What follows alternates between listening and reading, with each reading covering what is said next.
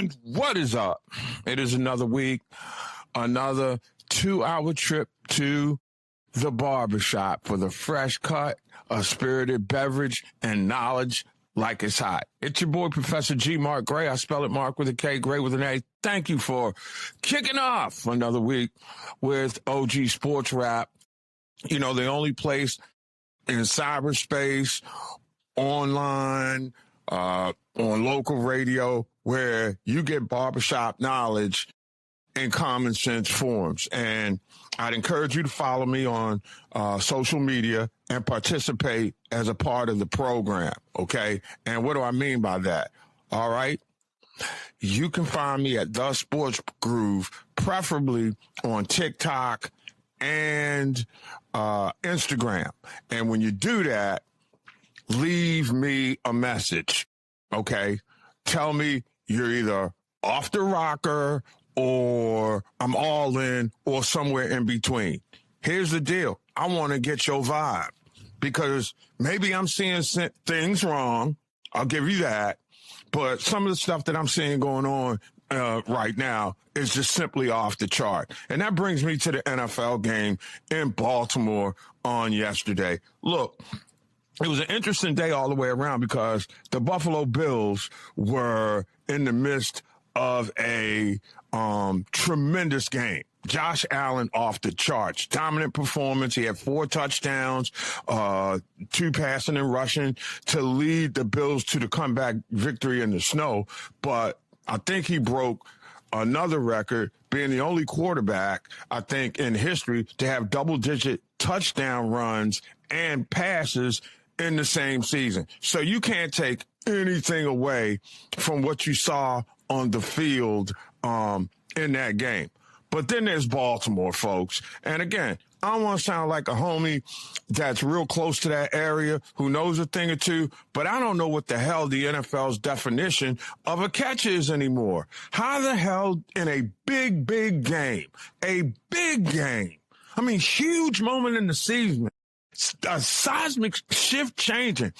Look, again, I wear glasses. I have 4 eyes. I have just got a new prescription. So I may not see what everybody else sees, but I damn sure did see a touchdown catch taken away. And what are we looking at on replay? They're saying that you have to have control of the football, get 2 feet down, and complete the process of the catch. Newsflash, when the ball's in your hand, ain't that a catch? Right? Last I checked, you throw the ball, you catch the ball, it is a catch. I don't need replay to tell me when the guy catches the ball, stands on the ground, takes 2 steps, and they go to replay, and they get the call wrong. And even if you believe the TV media mafia, and I'm going to call it that, who are in these control rooms, and just funny how everybody up there, Steratore, Blanchino, you know, I guess I could even use Terry McCauley because they say vowels at the end of your name and sometimes why. But these dudes are just calling stuff just to make names for themselves. If you got to officiate that much to the letter of the law, damn, we're going to have a whole lot of asterisks around world champions in years to come. That was just a pathetic call. That, to me, is over officiating. And what you're doing now, if you're the officiating community in the NFL, you're forcing officials to not officiate the game. They're officiating to what is called the neutral observer, that dude or maybe dudette who's at the replay monitor has to say, I need to take a look at that. You take the human element from the field. And I'm not quite sure that that's the best way to go in touchdown catches. Now, if you want to keep that on the sidelines, you know, your real life slinky dog for the first down marker, I'm with that. But what happens is you took a touchdown away from a team. And here's the deal. There's no sucking that up either. Okay, everybody says, oh, play through. You can't play through bad rules and mistakes by guys in striped shirts. I'm not going to say that they got the call wrong by the letter of the law. What I am saying is that rule is horse crap, okay? And when you get to the competition committee, okay, and you want to, I'm for player safety. I don't think anybody should be getting hit in the ear hole anymore like they did back in the day. I don't think you should be punching and banging on body. And as Ben Drice once said, giving them the business in the back of the head type stuff. I don't think we want that. But what I don't want is the lingering stench, or if you've ever had the unfortunate circumstance to leave an aspirin on your tongue, or sometimes you get that throw up sensation in the bottom of your throat. That's where you are after seeing what happened in Baltimore yesterday, if you are me. Okay, now remember, I'm not trying to take anything away from, the game that went down in Baltimore from the Steelers yesterday, because you have to say that this will qualify as a gutsy performance, given the way that they were booed and hissed in Pittsburgh on Monday night. They came to Baltimore. They did what they had to do to put themselves in a position to win the game. They deserve not to be scrutinized the way that you have to look at this game under a microscope right now because of the over-adjudicating of sports. And this is going on in all sports now. It's officiating has gone too far. We gave them replay as a crutch to fix immediate mistakes. And what's happening is right now, much like you see with kids and electronic devices, officials no longer critically think on the field for themselves. It is all about Big Brother. And there's something wrong with that when you take away the officiating from the field and leave it in the hands of the booth. And everybody's always talking about, we got to get it right. We got to get it right. You know something? If you're going to be so self-reliant on electronic officiating, then why don't we just go ahead and get bots, right? We don't need the human element anymore. We might as well get bots. Maybe the games will move quicker and stuff like that. But this is ridiculous.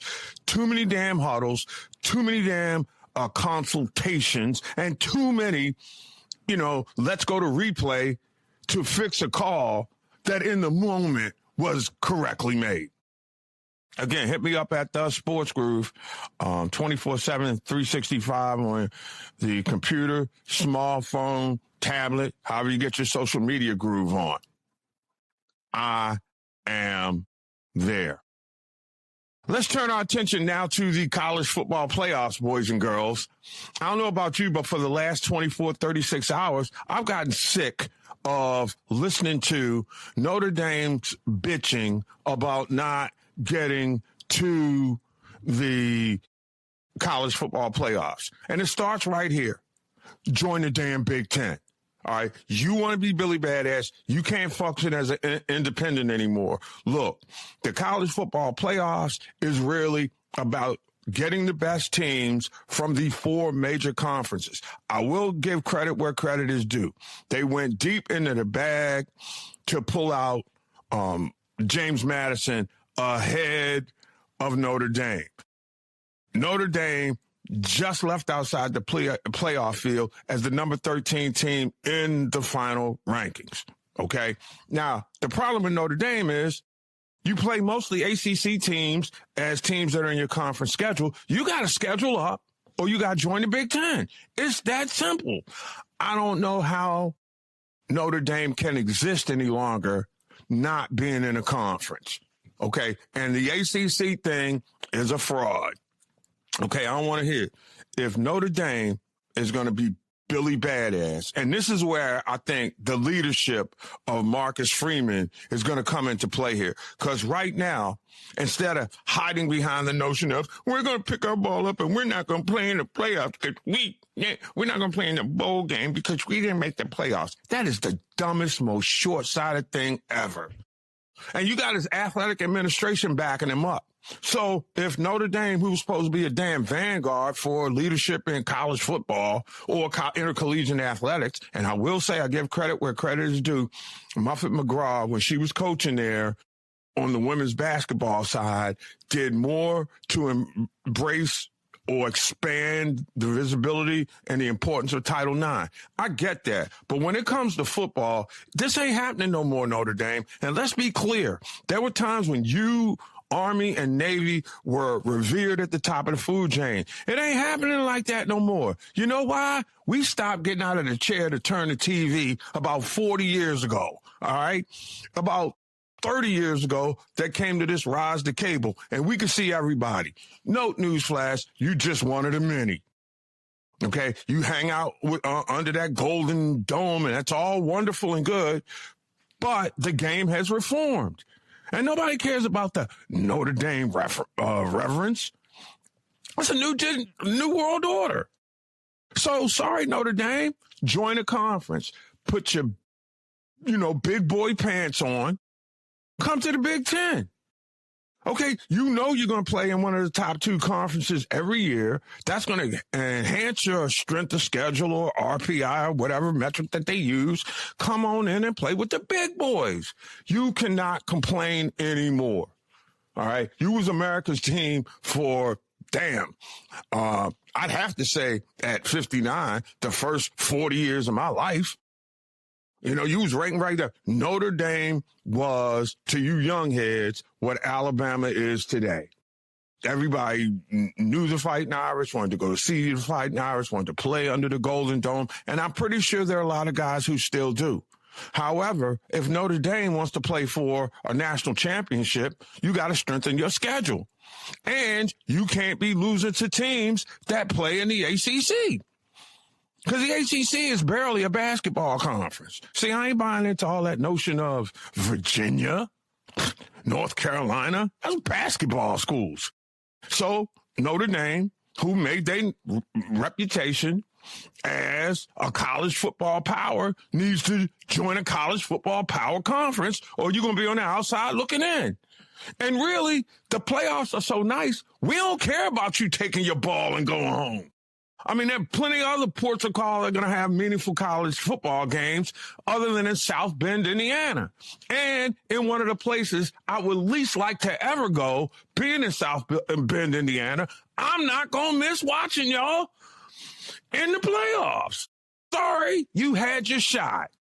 Now, when the athletic administration is going to punk out and show young boys going into American society how, instead of standing up, playing your game, you're going to cry, bitch, and moan about, we got left out.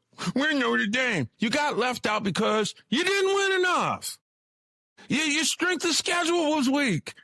We have analytics that we're dealing with right now. If you don't want to deal with the analytics, then you need to join a conference, and it should be the Big Ten. All right? That's right. You played Northwestern before. You got a home rivalry in Indiana. Think about that. Indiana and Notre Dame playing in Indianapolis every year. Come on, man.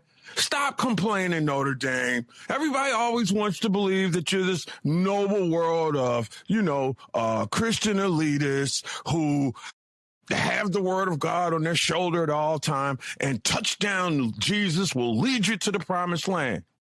Well, you know something? What's that about faith without acts not working? If they want to really maintain their level of national prominence, you can't be out there all alone. You got to join a conference. And the most viable one right now to me is the Big Ten. So Fighting Irish, fight these, shut up, and grow a pair. It's your boy, Professor G. Mark Gray. It's OG Sports Rap on the network. I was stuck. Unresolved depression symptoms were in my way. I needed more from my antidepressant. Vraylar helped give it a lift. Adding Vraylar to an antidepressant is clinically proven to help relieve overall depression symptoms better than an antidepressant alone. And in Vraylar clinical studies, most saw no substantial impact on weight.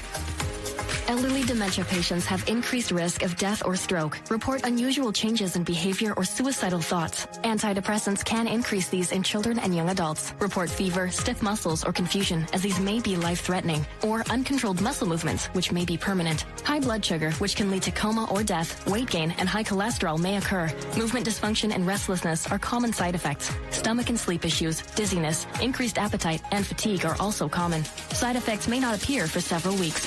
I didn't have to change my treatment. I just gave it a lift.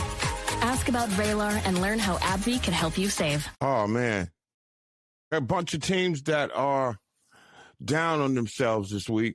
And then there's a bunch of teams that have just punked out on the sport as we rock on OG Sports Rap here on Sports Rap Radio. Thanks for hanging out with us. It's OG Mark Gray as we continue to break down these college football playoffs, which even without whiny Notre Dame, we're going to take our ball and go home because we didn't make the playoffs and we don't want to go to the Pop-Tarts Bowl. Well, you know something, had you beat the U, you might not have had to been playing for Pop-Tarts, which brings to mind the arrogance of the Notre Dame franchise. Let's keep it real. I grew up on Lindsey Nelson and Paul Hornig on Sunday mornings, the Notre Dame syndicated football highlights. All right? So don't go around telling me that Notre Dame is what it was then. It is not. Too many other brands, too many other franchises, and quite frankly, if there is an America's team of college football, newsflash, Golden Domers, it ain't y'all no more. Far more kids are down with, say, Alabama, Georgia, Texas, SEC schools. So you think you can be all pious, no pun intended, and sit outside the realm of being in a big conference, you're going to get popped like this. And that's the deal. You've been able to ride the sanctimony, and it was great then. When we were living in the dark ages, where we were getting Notre Dame games only on Sunday, and it was in a 1-hour highlight package, you were America's team. You played USC. You played Stanford. We watched. You play Ohio State, Michigan. We watched. Then as it evolved, it became the U and Notre Dame. Y'all remember Catholics versus convicts. Real talk. All right. So Notre Dame has had its brand. And it was once, some would argue, the illustrious brand of college football. It's not like that, boys and girls. You can't stand out there on your own island anymore and just figure that because we the really badass Notre Dame that we supposed to be getting special treatment. No, you don't. You're separate and you're equal. Here's what I mean. Just because you are Notre Dame and you're used to having your own individual TV deal with, first it was syndicated by C.D. Chesley, then we had them on Monday night, or Saturday night, I should say, when they were doing the thing before Big Ten Saturday night. And what they found out was Notre Dame's a decent brand, but it ain't the brand it once was before cable TV and streaming and all that stuff, okay? You just got to deal with it, Domers. It happens like that sometimes. And you didn't do what you needed to do. Because, see, here's the deal. You shouldn't have lost to the Canes, okay? That's number one. Number two, you need to be in a conference. The ACC is not going to be the conference that gives you the benefit of the doubt. It is a basketball conference. All right. Hey, with all due respect to Virginia and Duke, expecting to compete for college football championships, it's not like Lane Kiffin is going to leave Ole Miss to go to any ACC school. All right. That you just got to deal with that. So if Notre Dame, crybaby Golden Domers, if you really want to make sure you're never left out of the college football playoffs, join the Big Ten. I said it, and people have been asking for it for years. If you don't want to be left out the show, then join a conference. And y'all been bastardizing yourself around conferences for about the last decade or so, looking for a place to dominate and call home. You tried yourselves with basketball in the Big East. How'd that work out with you for football? It didn't. You know why? Because the Big East don't really play football. They just have a bunch of schools that have football teams. Sorry, Big East. No disrespect it. You're a basketball conference. And I don't give a damn what Dan Orlovsky says. But let's get back to the matter at hand. Put your big boy britches on, join the Big Ten or the SEC. Now, look, I think it's a better fit with the Big Ten because you're a Catholic school. You go to the SEC, you're going to have to deal with a lot of Southern Baptists. That's just how it is demographically. Not hating, just saying. It's a better fit. You're in Indiana. You got a perfect in-state rivalry in the University of Indiana, who, believe it or not, is in this year's playoffs, and you are not. Look at yourself in the mirror, Notre Dame. Look at yourself. Don't look at me. Don't hate on me. Look at yourself. It's your brand because you couldn't win a game against the team that you should have beaten that is keeping you out of the playoffs. And to have the audacity, the unmitigated gall to say, we're not going to play in a bowl game. Well, keep your ass out. Guess what? Be a red-blooded, meat-eating college football fan is still going to appreciate and watch the tournament without you. It's just like it is in basketball. All those years, Digger Phelps was getting all that coverage on TV, especially when he was playing UCLA. They were never making the NCAA tournament because they couldn't find a way to get into a conference. You should have learned then. You should have figured it out by now. And right now, your arrogance and sanctimony is keeping you out of the playoffs. You have nobody else to blame but yourself. No one. So again, wrap up, Notre Dame. Join the Big Ten. Be big boys about this. Arm yourself with all the money from all the donors that you have. You got a distinct advantage against everybody in the Big Ten because you're a private school. Okay, let's be clear about that. With the exception of Purdue, there are no other private schools in the Big Ten. You can exceed the salary cap. You get TV markets like Chicago, New York, and D.C. every week. Shut up with the complaints about how you feel disrespected. You need to stop disrespecting the game.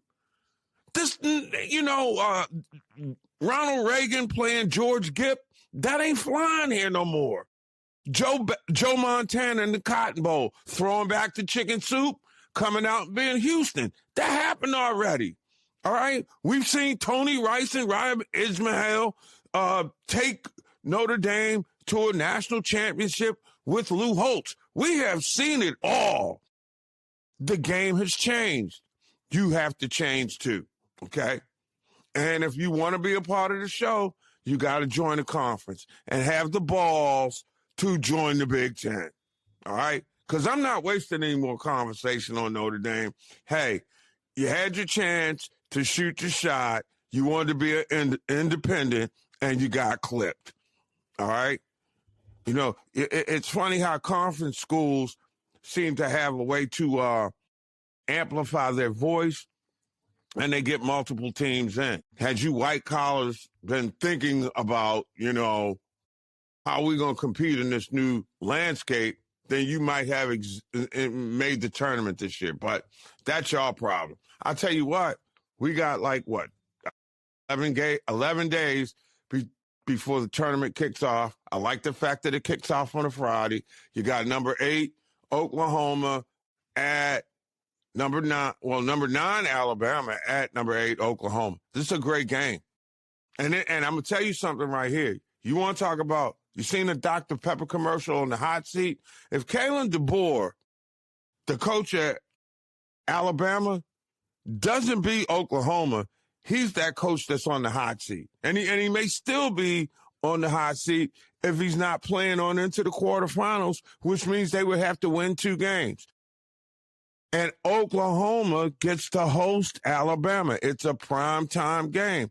You would figure Alabama is a favorite in that game, but Oklahoma is rated higher. So, again, anything can happen in the tournament, and it probably will.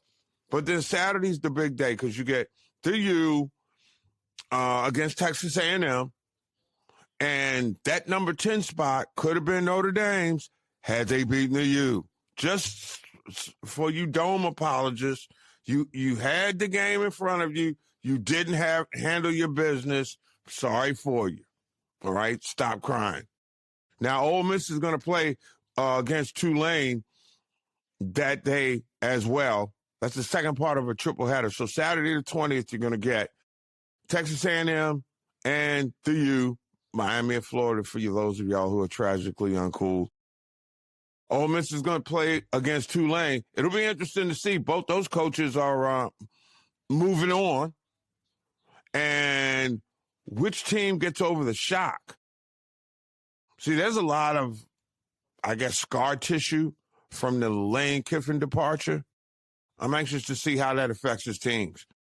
Now, again, TNT getting into the mix on those games, y'all.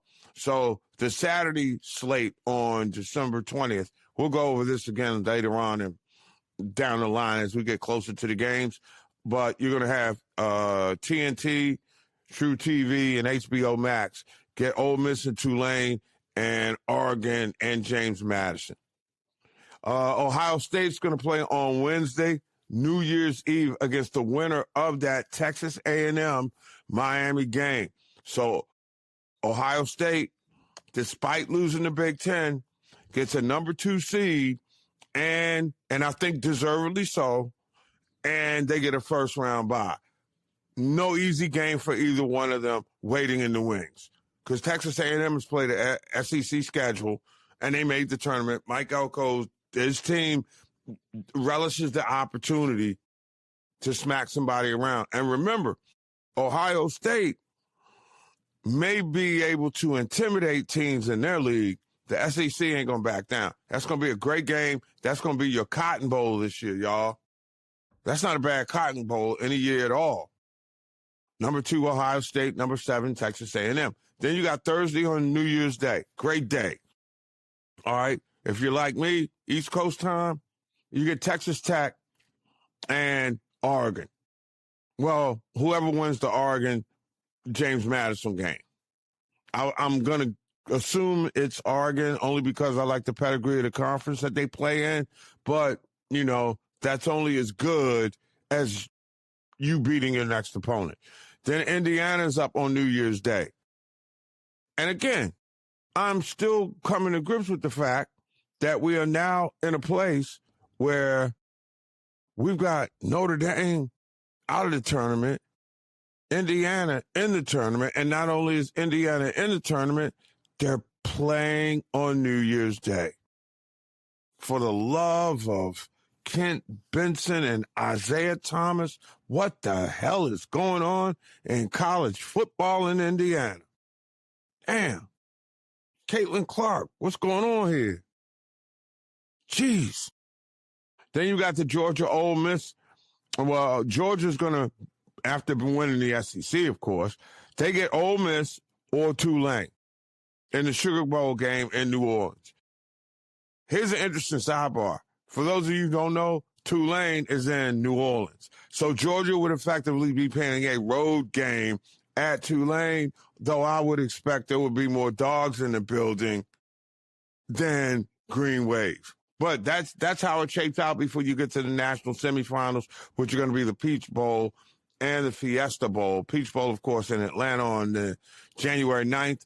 On the 8th, that Thursday, you'll get the Fiesta Bowl from Arizona. And then the college football championship game is in Miami. It's going to be played on the 19th of January. But we got a whole lot of football to talk about between now and then. And look, all things considered, at least in one person's opinion over here, I think that you got to weigh heavily the strength of the conference.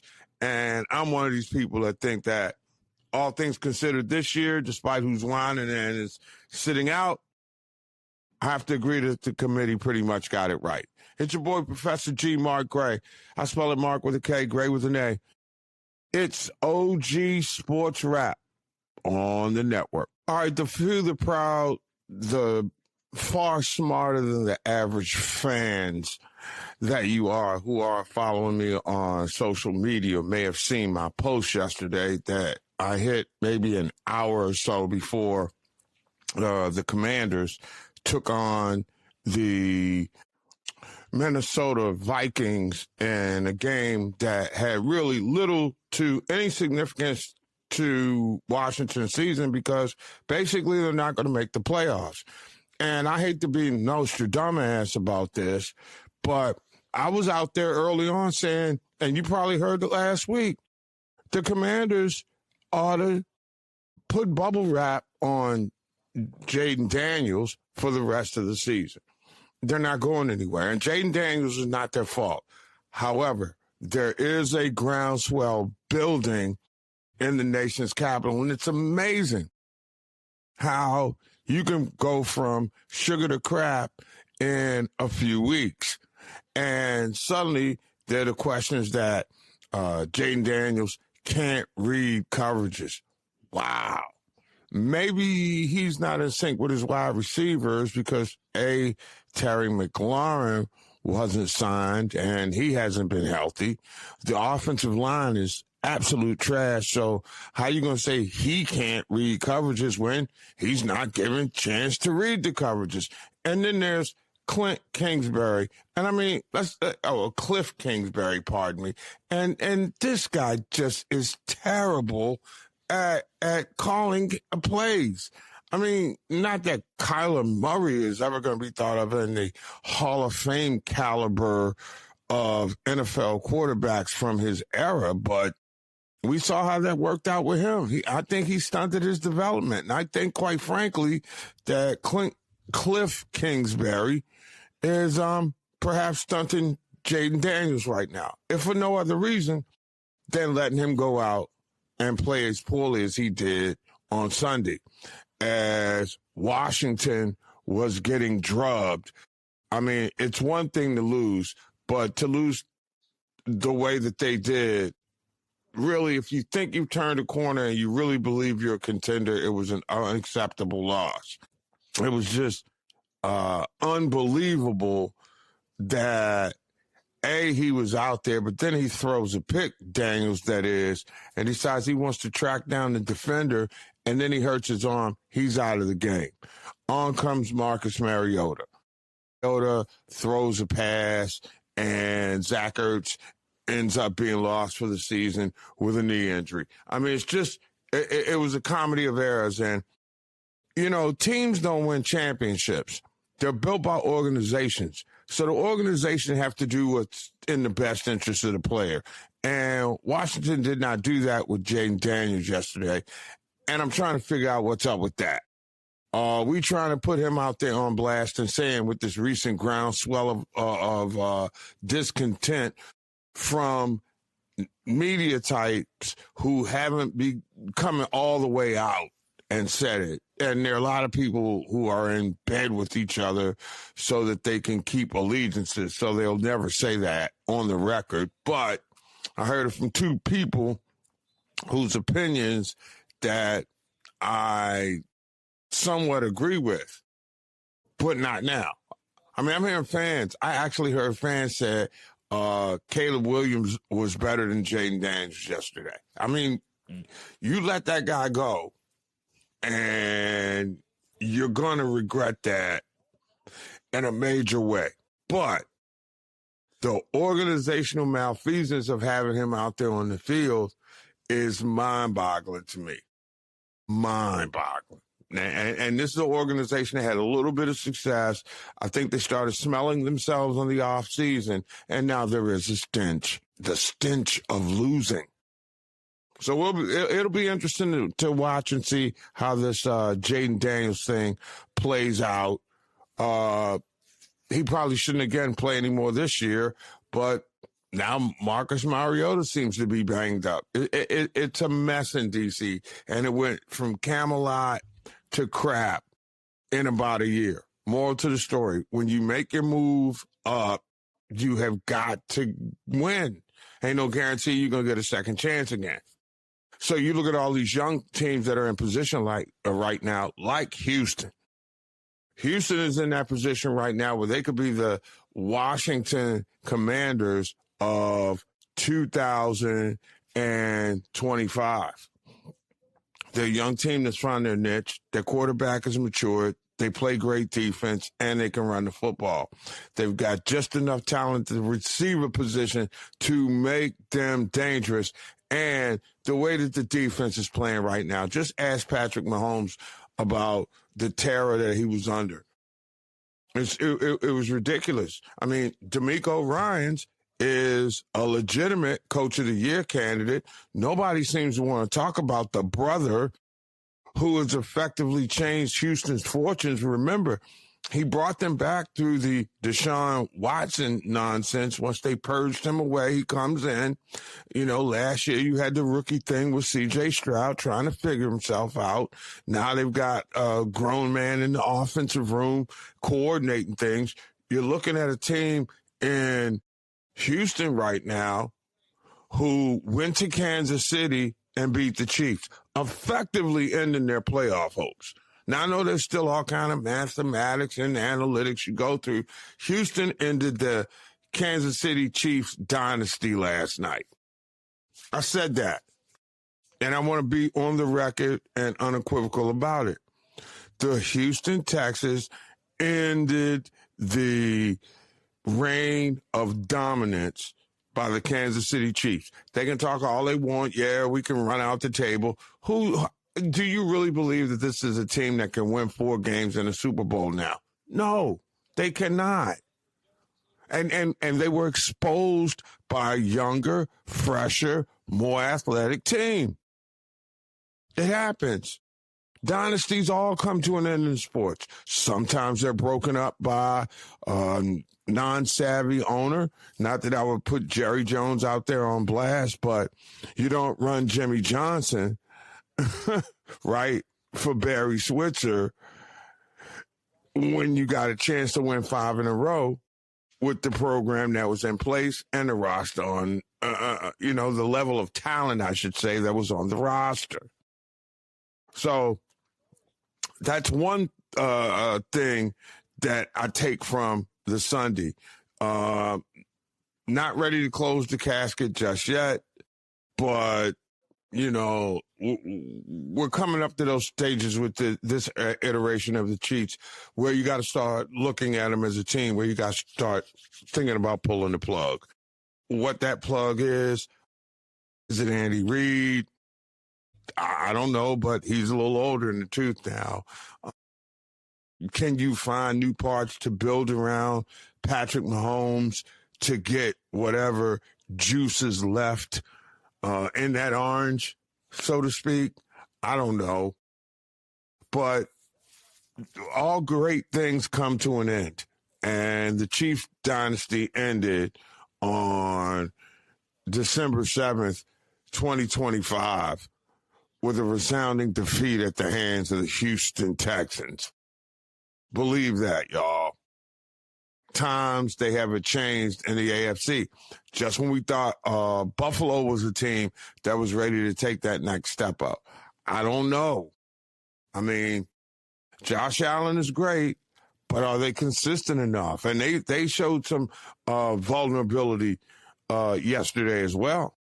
Sunday was the type of day that makes you fall in love with Josh Allen, and you just have to wonder at times whether or not will he be there to deliver the way that he did against the Bengals on Sunday. I mean, he was sluggish to open the first half, but he had 3 touchdown passes. And I love the fact that he spreads his touchdown passes around to Khalil Shakir, Dalton Kincaid, and Dawson Knox. I mean, using his tight ends, his wide receivers. And then when he needed to put the game on ice, he had a 40-yard running touchdown. Come on, man. He does everything. But again, this is regular season Josh Allen.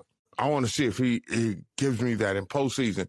And then it's sad to see that Joe Burrow just can't stay healthy and really had his team in position to win a game, but then he threw 2 costly fourth-quarter interceptions. The Bills' front seven was able to make life miserable for him, and considering that one of those was a pick six by Christian Benford after the 63-yard touchdown, that seemed to take the air out of the life of Cincinnati. Cincinnati is trying to catch Pittsburgh as well, and this is the one that they let get away. But again, MVP performance by Josh Allen. He rallied his team from a 10-point deficit. It was snowing, and he played like a guy that was used to being there. And so, too, did Joe Burrow. He's just rusty. He can't stay healthy. And that'll be my question when it comes time for Hall of Fame with Joe Burrow. He's gotten a team to the Super Bowl. He's won a conference championship. He's going to have pretty prolific numbers. But being a Bengal and their inability to do anything big, how will that, in fact, affect his Hall of Fame chances? And again, we're talking about legacy time here. This is the time of the year where you learn a great deal about the legacy of a player, right? And Joe Burrow's legacy is going to be checkered because there's only been one other quarterback who's gotten Cincinnati to the Super Bowl, and that was Boomer Esiason. And, you know, it's hard to see him in the broadcast booth these days anymore or on a studio set. Just saying.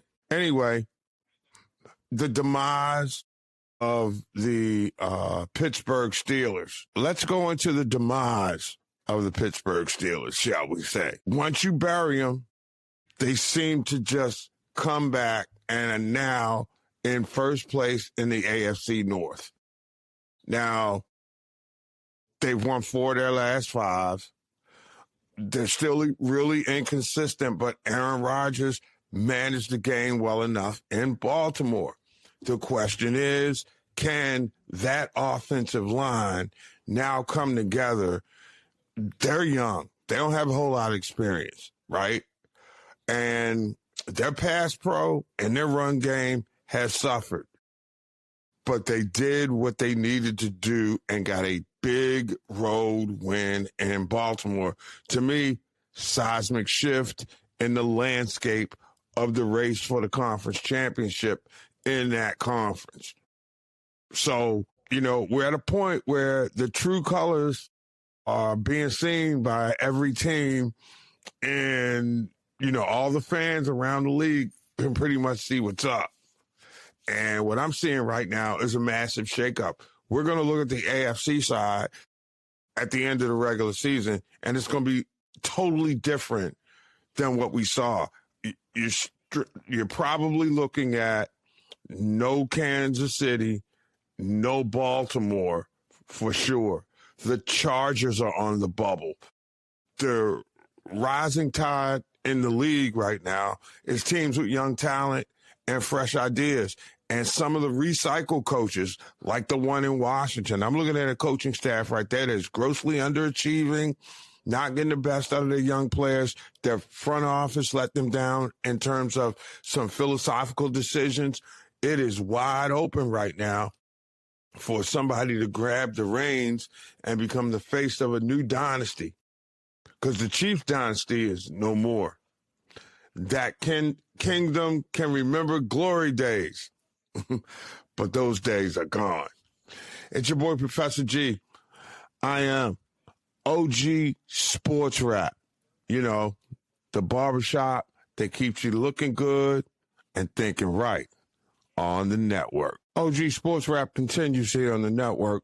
It's your boy, Professor G. Mark Gray. Don't forget, you can follow me all over the place in cyberspace at The Sports Groove. That would be 24/7, 365 on the computer, smartphone, tablet. However you get your social media on, I'm there. So primarily Instagram and TikTok. So remember, we are encouraging you to become a part of the show. So all you got to do is leave me a message. You can tell me I'm crazy. You can tell me I'm a fool. Of course, I hear that so often and probably bounce off.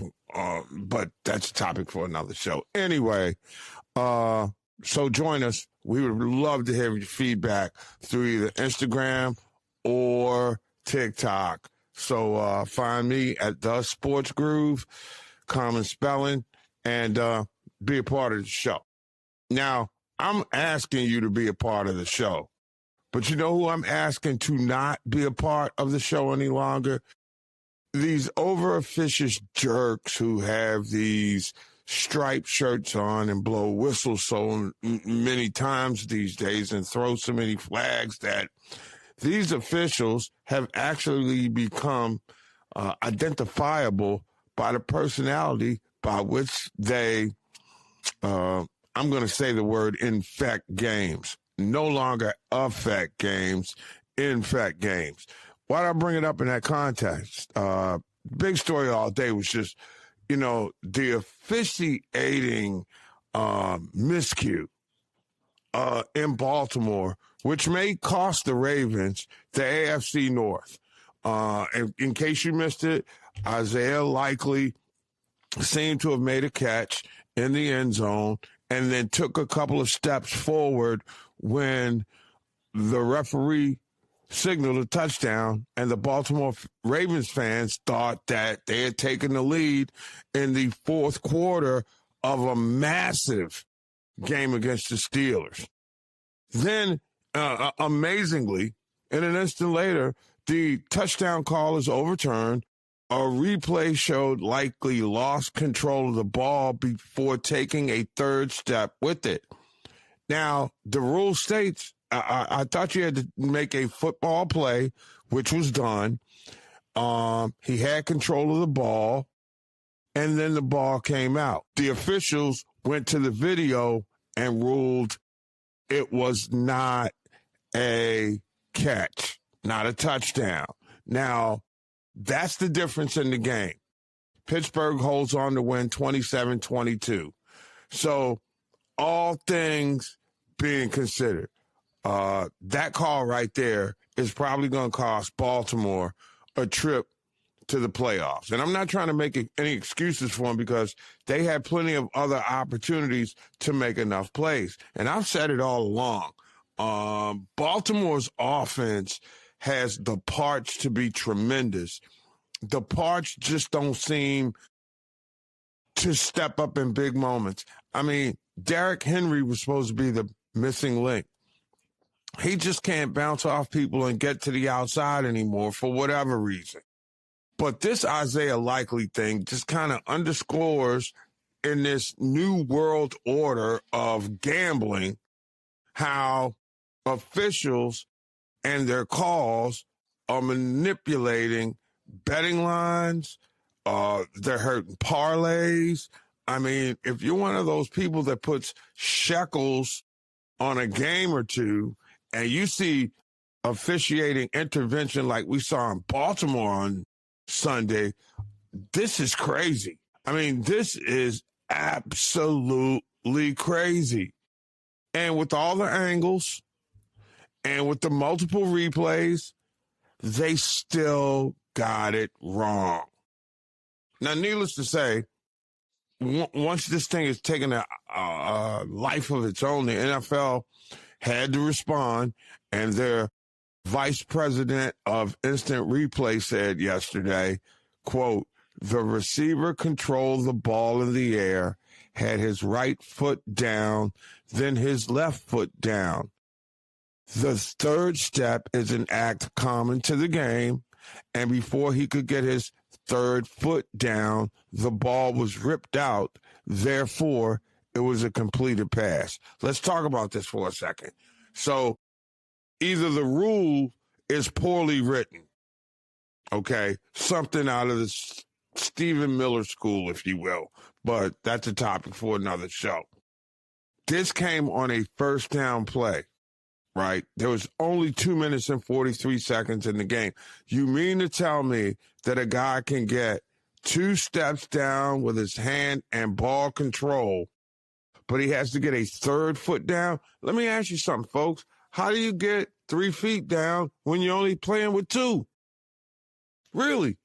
If this is what this vice president of instant replay, Mark Butterworth, is saying, we got to create some kind of, cyborg type with a 3rd leg. Now, I've heard stories about football players and some of them having a 3rd leg, but this is not that kind of show. And then you force a team who's made a play to put them in position to win a game. And then what happens? It's taken away. The rule has to be rewritten. Seriously, you can't. There's too much on the line here right now in a playoff game. He clearly had possession. He had taken 2 steps. What are we saying here, boys and girls? Wow, in the back of the end zone, both feet were down. You continue to play after he had already scored. I don't get that. I don't get that at all. That was a bad call. Or it was a good call enforcing a bad rule. And with all this competition committee stuff that they're always telling you they meet during the offseason, that's got to be a catch. And I'm a harsh critic of Lamar Jackson. This time he got played. He got burned. No doubt about it. Now, again, Baltimore will get the ball back one more time after the 2-minute warning. But, let's be real for a second. By then, Baltimore had lost the mojo. The game really ended for all intents and purposes when Lamar was sacked at the Pittsburgh 38. So now the Ravens, potentially because of a call, adjudicating a bad rule. That is a bad rule, okay? And if all I can do is go by what the league's statement was that I thought we had all thought that you get 2 feet down in the end zone and you take another 3rd step, you've scored. Wow. So we're just going to make it even more difficult to score touchdowns, the same way we make it more difficult to tackle people without getting fined. That marred a tremendous football game. And I'm still trying to figure out how this rule is written, because this isn't a health and safety issue. This is a competitive thing. And when you're starting to take away points in close games, because there are about 5 or 6 games or plays in every game, I should say, that determine the outcome of the game in any sport. This was clearly a game changer, and it goes as an L for Baltimore because of a poorly written rule. And again, NFL referees, just like most pro sports referees, they're bots. They're controlled at the by the league, shall we say. You're going to adjudicate it. You're going to adjudicate it this way. It's got to be letter of the law, and you can't use any common sense context to it. That is crazy. So it looks like the NFL, in their haste to adjudicate, going to have some more exciting teams in the playoffs. The city last night learned the hard way that they're probably home for the holidays, losing to Houston at home. Couple of thoughts on the late Sunday matchups. All right, first off, the game was not as close as the 20-10 final would indicate. I thought all night Houston was the better team. Patrick Mahomes just can't win it all anymore. I think it's over for Travis Kelce. Too many drops. And he's dropping the passes now that are turning into interceptions for the other team. Look, it was a great run. He's got his place in the Hall of Fame. But in many respects, a lot of people going to say this, think I'm being blasphemous, but it's time for Travis Kelce to hang it up. Mahomes is still dropping dimes. He just doesn't have the talent around him. Say what you want. You know, this is Xavier Worthy types and all those guys. They're, Kareem hunting them. It's not Tyreek Hill out there. And they don't have that one game-changing player. They get a play every now and then from Hollywood Brown, but it's just not working. And so with Kansas City falling, Baltimore is a 500 team right now. The AFC is wide open. I think there's going to be fresh meat in the Super Bowl now. Now, I dare not say who I think it is, but despite the controversial call, which was heinous if you're a fan of the Ravens, it was just a heinous call. I mean, it reeked of everything that was wrong. I mean, you overcome adversity, you make a play, and here's a bad rule. You got to change that rule, NFL. That's a bad rule on a variety of different places. You know, it's hard enough to score anyway. Now you're going to put different elements to it. I mean, damn. You know? Didn't you find a spot for Gene, what's his name, Dean Blandino and Gene Steratore? Y'all got him in the studio. I guess this is to make them irrelevant so you can keep paying them the money. And I'm Steratore guy. He's hilarious. But when there are rules on the books that are poorly written, you got to fix them. It's like writing public policy. This is football policy, and this is a bad law. It is. It's just terrible. And it's probably going to cost Baltimore a spot in the playoffs. But after, several controversial statements by John Harbaugh that kind of alienate people like us in that town, all I can chalk this one up is to a little bit of karma. But then again, that's just me. Anyway, your thoughts. And please, do we have to stop after everything? I understand officials have a job to do. I understand that they have to follow the letter of the law. But at some point, when do we start officiating games tempered with a certain measure of common sense? Really. And what we're seeing is officials have become like, secondary level teachers in our school system. They're not any longer teaching skills. They're teaching to a test. And I think the officiating is no longer officiating the game. I think what's happening is the officiating or the officials themselves are operating in a fashion where we know we have instant replay. Big Brother is watching us, so we're going to overcompensate. And that's what happened in Baltimore yesterday. And if you ask me, when you're overcompensating to a point, it could keep a team out of the playoffs. You might want to rethink the way that the law is written, or the rule in this case. Anyway, your thoughts, hit me up at The Sports Groove. That's 24/7, 365 on Facebook, Twitter, Instagram, X, and Threads. I'll let your boy. You might even make it to the show one day. It's OG Sports Rap on the network. With all the college football action and the emphasis on the pros this week and the NBA moving into like almost another trimester, because as I've said before, to me, the real NBA season does not begin for another 17 days until we get to Christmas.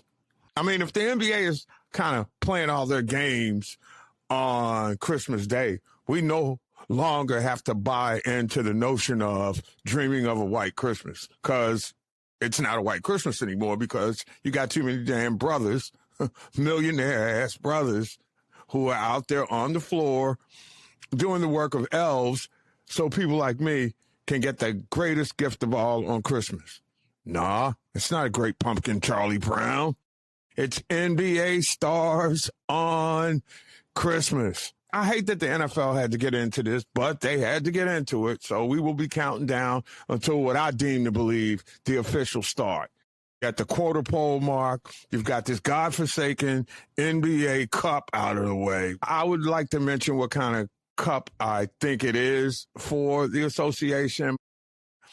Given that it's more like being an athletic supporter, I probably need to leave it alone. Anyway, you can hit me up at The Sports Groove, Facebook, Twitter, Instagram, TikTok. Let your presence be felt. Contribute to the program and join us for the party each and every Monday through Friday right here on Sports Rap Radio Network. Now, look, I did not buy totally into all things college basketball, well, football, I should say, over the weekend because there were some big early season college basketball matchups. Now, what you don't want to do when you're looking at games in December, before we even get past the turn of the first of the year, you don't want to form any conclusions, okay? And I put that out there because Saturday, and I will say this, I am very impressed with Duke, okay? I very much like the way that they build themselves now. And it's no longer a slow, plodding, new, ground chuck type of offense. Duke spreads the floor out. They're extremely athletic. The Boozer kid, Cameron Boozer, is ridiculous. He took over in the second half. He scored 16 of his 18 points after the break. Duke knocked off Sparty 60. Couple of things happened in that game that I think if you're a fan of Sparty, and I make no bones about it, Magic's my favorite player, so I got a fond place in my soul for Sparty. When I've conversed with Tom Izzo, he's always been a cool dude with me. Always. I like that guy. He probably doesn't remember me because it's been God knows how many years, but I like Izzo. Izzo's a cool guy. What I don't like, though, is that he's got a primitive offensive concept. And I think there's enough talent in Lansing in order for Michigan State to get back to making the run to the Sweet 16s that we have all come to know, come to love, come to respect under Tom Izzo. But the problem is right now is their offense is primitive. In a motion-oriented offensive world where teams are playing a lot more like the Greg Popovich, Steve Kerr, Olympic gold medal winning movement, basketball, athleticism type of game, Sparty is still caught in the 80s and 90s. They got to fix that. Now, I'm not going to tell a Hall of Fame coach how to run his franchise, okay? And believe me, when you've been around as long as Tom Izzo, who goes back to Judd Heathcote, it's his brand. It's his program. It's his flavor. And what I'm saying is right now, as one who is only a couple of weeks removed from visiting New Orleans, Michigan State basketball is a bland diet. They need some flavor, okay? I mean, you can't win in your conference, and your conference is going to be tough, okay? You still have to face the USCs and the UCLAs of the world, right? You do. You also have to play the Iowas. Iowas had a big win over the weekend. So I'm looking at everything right now, and I'm sensing that it's not about talent with Sparty. Think about it. You had Carson Cooper that came through with 16 points and 16 boards. Jeremy Fears had 13 assists, but he's 0 from 10 from the field. And again, this is December. You much rather have a loss like this in early December where you, quite frankly, should have won the game. You'll take that. Despite the fact it was at home and it was a tough loss, Sparties are still 8-1. They won their first conference game. They're going to be tough in the league. The expectation, however, is if you're going to get better and move beyond second or third round of the tournament, trying to get back to the Sweet 16, they got to innovate their offense. And somebody has to have a critical decision with Tom Izzo about hiring an offensive coordinator or maybe getting into some consultation with the Pistons and stealing some of their pro sets because their half-court offense is primitive. And I'm saying that nicely, okay? I don't see any backdoor cuts. I see a lot of spread. Everybody trying to go one-on-one, one-on-five, whatever. Nah, create some backdoor screens and cuts. Maybe you need to get back to that point forward facilitator to spread the floor out, whatever. And I'm expecting there's enough talent and that Tom Izzo and his crew is going to make that adjustment. If they don't, then the rising noise that I've been hearing for the past few years is going to lead me to believe maybe it isn't indeed time. Maybe. Now, again, just putting it out there. It's their first loss, but it just seems like the coach's offensive philosophy is holding the team back. I'm sorry that, and it's blasphemy to, call out a guy who I respect dearly. I think he's a great college basketball mind.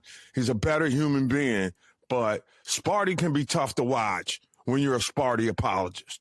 And once again, the definition of insanity is continuing to do things over and over again that you're doing and expect a different result. And that's why I am with Michigan State. I don't think that the problem with the Spartans is their recruiting, as some would argue. I think it is the offensive philosophy. I mean, you got kids coming in there playing wide open, fancy free, spread, put up, shoot, shots, cross court, create for yourself, step back, outside, fall away. He wants to run his system. He's won a hell of a lot of games that way. He's won a natty that way. You got to change with the times. It's a new world order. And I'm just wondering, is Tom Izzo morphing into Pop-Pop? And you got to start thinking about taking the keys out of his hands before he drives the car off the road. Sparty fan, this is me. Where you at? Hit me up at The Sports Groove. That's on Twitter and Instagram. Share your take, okay? Again, we can agree to disagree. You can tell me to shut the flip up. I don't care. Again, this is one of those gray areas where sometimes it hurts you when you have to call out the organization of one of your favorite teams. And that would be me, Sparty. And oh, yeah, by the way, I still have the Magic Johnson jersey hanging up in the closet, ready to be worn in March or early April if we can get to the Final Four.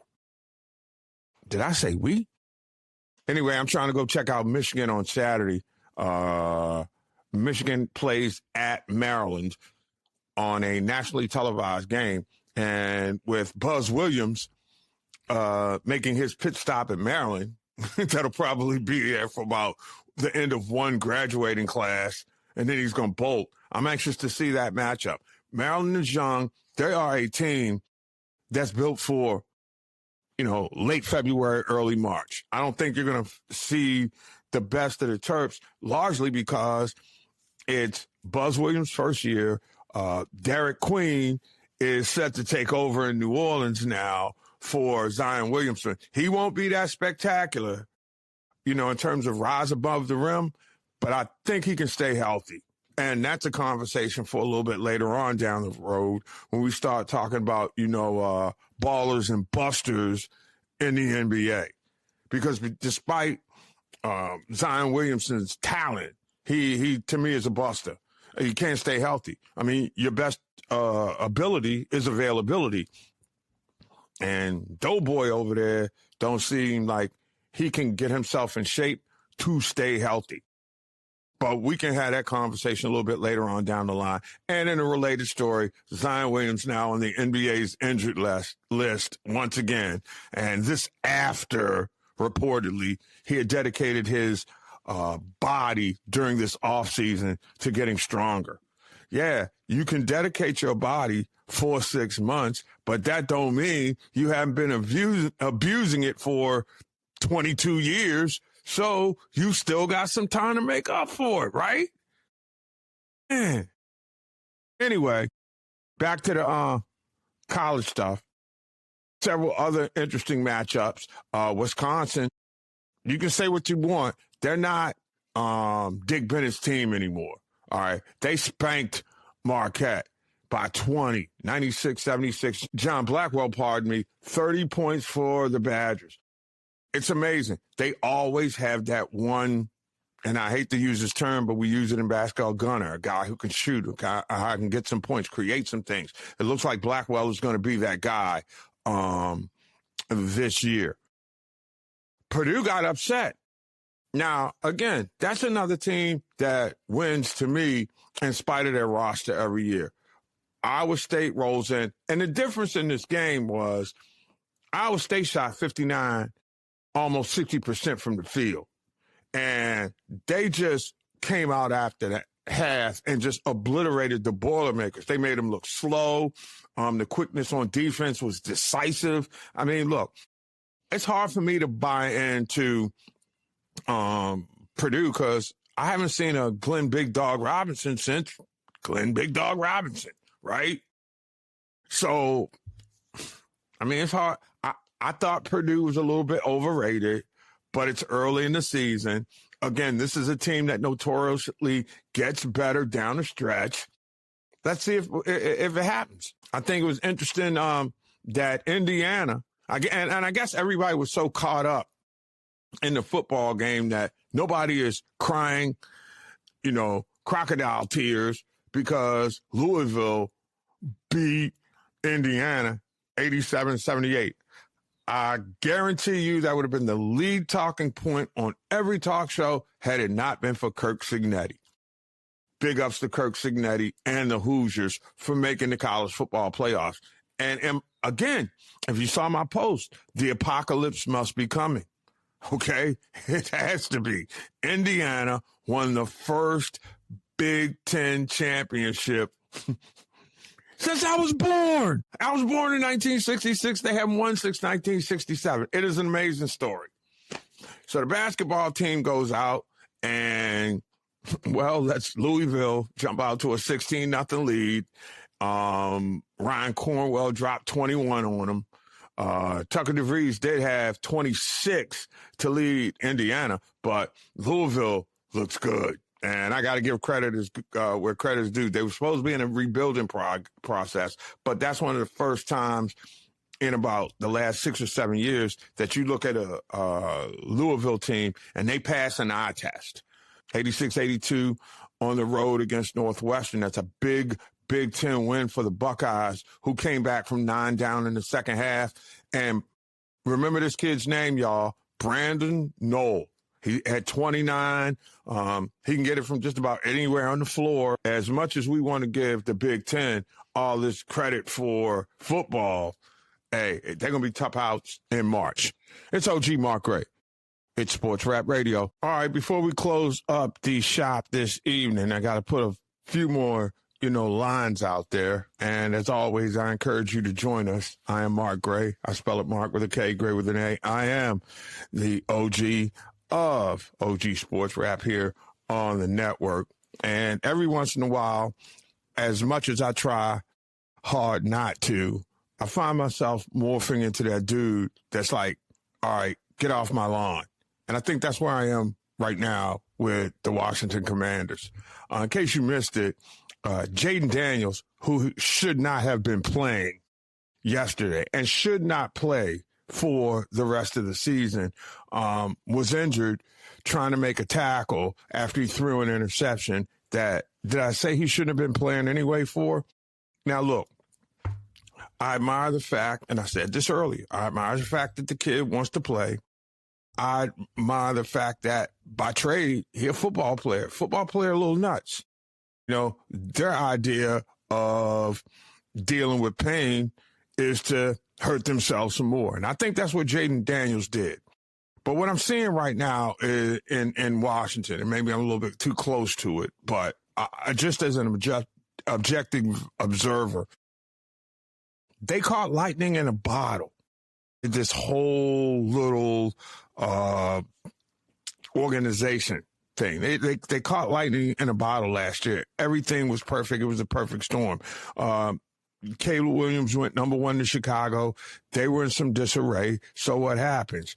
Jaden Daniels lands in Washington, and everything jumped off. I mean, there was the Hail Mary pass against the Bears. There was the run to the NFC Championship game, which was jump-started, quite frankly, by the injuries to the Lions.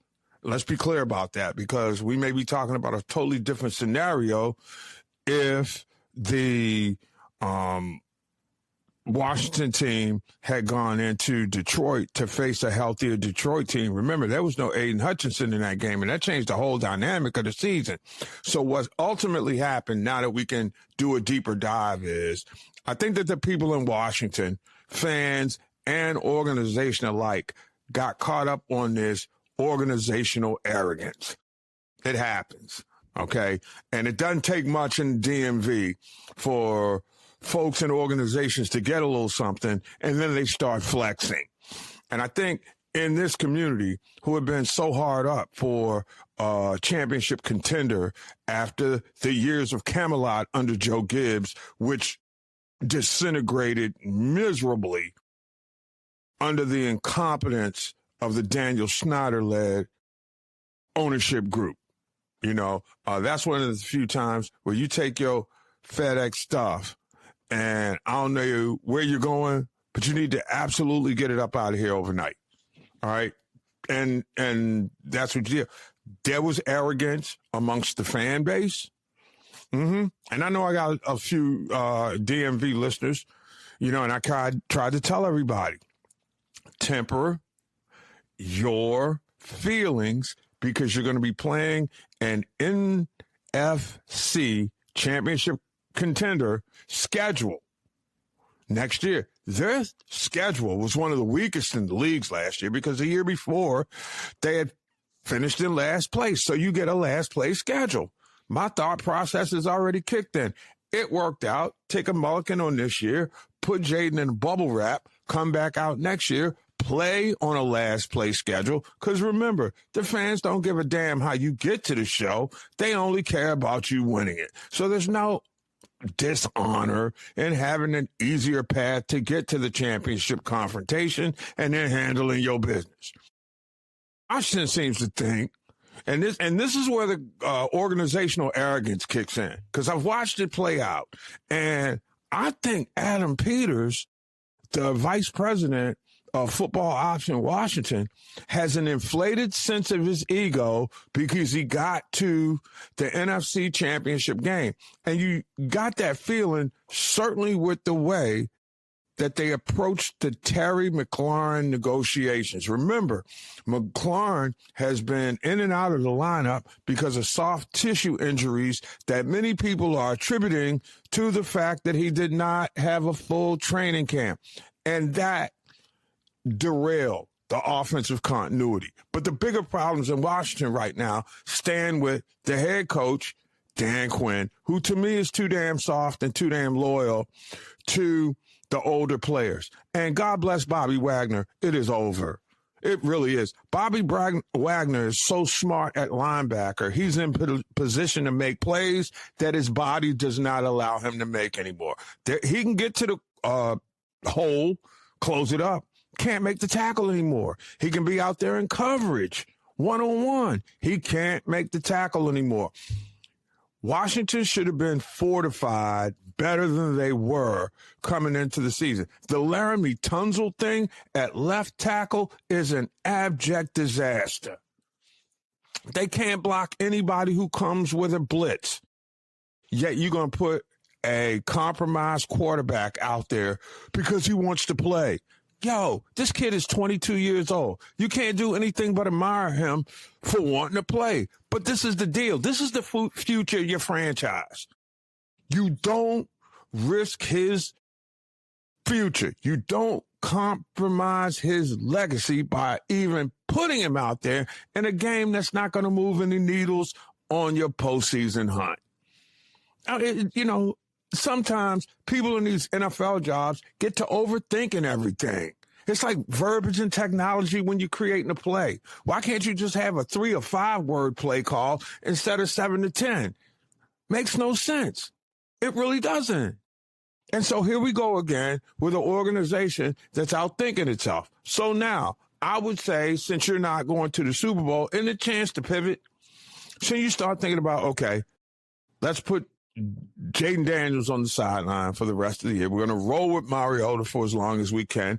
We're going to use him as the test dummy for Cliff Kingsbury. Because, look, it doesn't take that long for the league to come up with answers for Kingsbury. We saw it when he was a play caller and head coach in Arizona, and we're seeing it again on the other side of the country in Washington.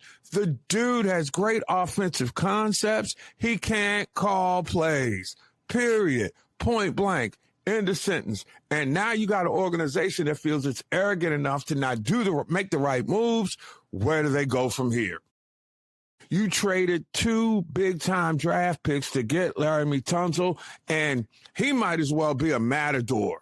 One of those people who have the rug and mess with the bull, and the bull keeps running around in circles. That's where we are in Washington right now. Really. And I think your 1 year of success, your offseason of arrogance is going to lead to an underachieving franchise over the next couple of 3 years because, A, you lost a lot of draft picks. B, you're going to play well enough to not be able to get the high-end players that you need from the draft. And C, and most importantly, I don't know if I trust Adam Peters as a general manager, vice president of football operations, whatever they want to call it. I don't think he's the guy that's going to get him over the top. All right. Sorry. Deebo Samuel has been 50-50 at best. McLaurin's been hurt. He's getting healthy. He'll probably be in football shape by the end of the season. But the demise of Washington, and I want to make this perfectly clear before the mainstream militia starts going after Jaden and saying he was a 1 year wonder. I got fans around here talking about they should have taken Caleb Williams. It is ridiculous. Now, the level of expectation by the fan base was too high. But the notion that Jaden Daniels can't read coverages, you're going to have to show me that down the line. That is a creative narrative that everybody is putting out there right there. Even one of my close friends who's on the Burgundy and Gold beat, who shall remain nameless. Okay? We had the conversation yesterday. I put it out there. You can use many terms when describing Jaden Daniels. I don't think that, reading coverages is where you want to lose your bank account on. Because quite frankly, he is an intelligent, athletic player. I think a lot of the things that are happening right now, he needs a better quarterback whisperer. Cliff is nice. He ain't no Ben Johnson. And to me, that's the next evolution for Washington right now, because we've seen Cliff Kingsbury. He's now officially a retread. Now, if I'm Dan Quinn, here's the deal, and I have no idea of if he would take the job. I would call Mike McCarthy, at the very least, to see if I could gauge him to be my offensive coordinator. And people say, why do you want Mike McCarthy? Hey, look, just because Dallas has a new head coach in Brian Schottenheimer doesn't mean that his great deal of development wasn't done with McCarthy. McCarthy had a great deal to do with the development of Aaron Rodgers. McCarthy also knows how to win games. I'm doing the work for the Commanders right now, free of charge, because I can see this thing crashing and burning in Washington really, really swiftly. And with the political climate that's going on right now, with all the nonsense from 45, 47, you're going to end up having a franchise moving into a new stadium that's going to be as moribund as it was when they left RFK for this monstrosity that used to be known as FedEx Field. Okay, so to me, you got to have a better offensive brain trust than you have working in Washington right now, or you're going to waste Jaden Daniels. And why is this so important? We're seeing with Patrick Mahomes right now as how the end comes early when there is a crash. I'm not saying that the end is nearing for Jaden Daniels, but if you don't build the parts up around him quicker, and I say that before you have to come to a conversation within the organization of whether or not you're going to invest $150 to $200 million in your quarterback. That's the 800-pound gorilla that Washington is facing right now. And I'm hearing too many dumb things. And again, you temper the stuff that you hear on sports talk. But when you start hearing respected members of the sports community around here who have covered the team for 30 years up close and personal, and they start questioning the rookie of the year, borderline MVP's acumen in terms of reading coverages when he was like that last year, leads me to believe that something funky's going on in Washington's clubhouse, or front office, shall we call it, that they're looking to put out a bone, if you will, on Jaden Daniels to cover themselves as executives if it doesn't work out, because they didn't do what they were doing. And the free agent acquisitions and the offensive and defensive line, the front end, certainly the back end of the defense is trash. The front end is old. What you're seeing in Washington, despite what a lot of talking heads say is Jaden Daniels' fault, it is not. It's an organizational failure. And if you're ever going to compete for a championship, it's never all about the team. It's the organization that puts the team together. And right now, the organizational in Washington is living off the gravy train of a come out of nowhere year 12 months ago, when in truth now they're living the fate of going back to the future. You feel me? Anyway, that's going to do it for me. It's Professor G, the sports OG. Hey, we got to turn the sign, close down the barbershop, and we'll open it up in about 23 hours. Till next time, be safe. Holla back, you hear?